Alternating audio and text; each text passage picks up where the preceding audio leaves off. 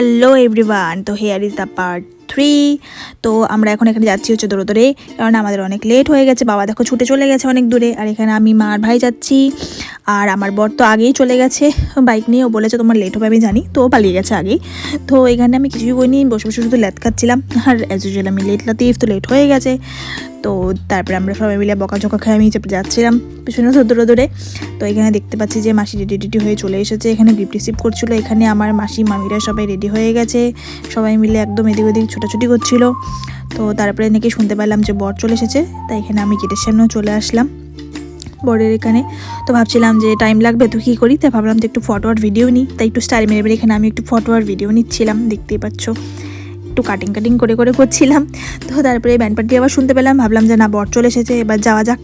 তো এখানে আমরা গেটে ওয়েট করছিলাম, আর সামনে ওই যে বর চলে এসেছে, এখানে বোম টোম ফাটানো হচ্ছিলো। আর ফাইনালি নতুন মেশো চলে এসেছে, এখানে দিদা বরকে বরণ করছে, মানে আমার মেশোকে বরণ করছে। তারপরে এখানে আমাদের চলছিল হচ্ছে গেট ধরা, যেটা হচ্ছে আমাদের একটা মেন রিচুয়ালসের মধ্যে পড়ে। যারা শালাশাড়িরা থাকে ওরা গেট ধরে এবং টাকা ডিমান্ড করে বরকে ঢুকতে দেওয়ার জন্য। তো আমি যেহেতু ভাগ্নি ছিলাম, তো আমি ভীষণ এমনি দাঁড়িয়েছিলাম, ভিডিও নিচ্ছিলাম।